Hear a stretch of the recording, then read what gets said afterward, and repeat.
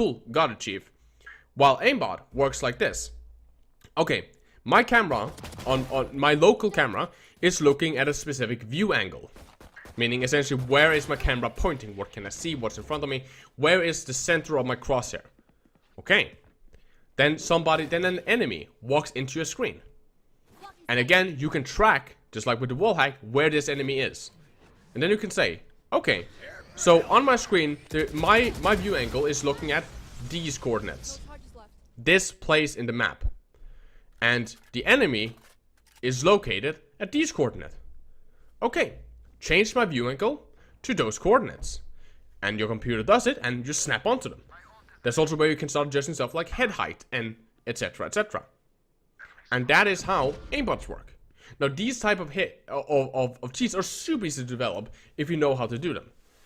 The big issue, and what can be difficult, is not getting detected. For example, that kind of aimbot is very simplistic. It's super easy to develop. Just say, okay, yeah, put my view angle across here on that target. Great, and now you're wall hacking. You can wall hack through, now you're aimbotting, and you can aimbot through walls if you don't add any checks to see if you can actually see the guy. Making it super obvious, not just for players spectating you and moderators, but also making it super predictable server side, because the server can very easily check, like, normally a human being moves, unevenly, unperfectly around on their screen. However, this guy, every time we put somebody in front of him, he just changes flawlessly directly to that player model. Every single time. And he changes always to that coordinate on the same spot every single time.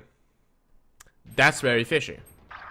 And he keeps tracking the same player model because, again, you're constantly sending out where you're looking, where you are, and the server knows where everybody else is. So they're like, he's always tracking them. That's an aimbot. No human being can do such a thing. So what most aimbots do is they try to add stuff like randomness into it, so it looks like it's a human being and it's not that easily detected. They try to make sure, for example, that make sure that you have to have direct line of sight between you and an opponent, so that you don't start shooting through walls, because that's really easily detectable, not just by server side, because the server can tell you if you can see the motherfucker or not, but also, for reports and spectators and whatnot. And this is where we come down to the final saying. You should not be nervous about Riot's anti-cheat. Now, we don't know how good it is, but it seems like it's fairly good. It immediately detected some cheaters. However, and I cannot stress this enough, this is a fight that will last forever between cheaters trying to find new ways to exploit, new ways to get around their anti-cheat checks, and the developers to try to stop this anti-cheating. The issue is that the people that are trying to stop cheating are fighting a battle where they are gravely outnumbered. Because they only work, for example, a 9-to-5 job, which is completely what they should do. They should not work overtime every day to try to stop this. They are humans. They're working a 9-to-5 job with, for example, 100 devs versus people, let's say 50,000 people trying to develop cheats. And they can work at whatever times they want to. How much they want, does not pay the salary, they're just doing it for the fucks, or just because they want to develop it and potentially sell it out to players. That is the whole point of a cheat. So, that is how cheating, and you should definitely not, in my opinion, be nervous about this. Cheats will be developed. The whole point is, how good is the anti-cheat in detecting these developed cheats? How can they find them, and how quickly can we ban them? And how can we make sure that keeps on staying safe, and how do we deal with that kind of things? That is the most important thing. And I actually believe that Riot, making their own anti-cheat with a competent, good dev team, will be able to do that.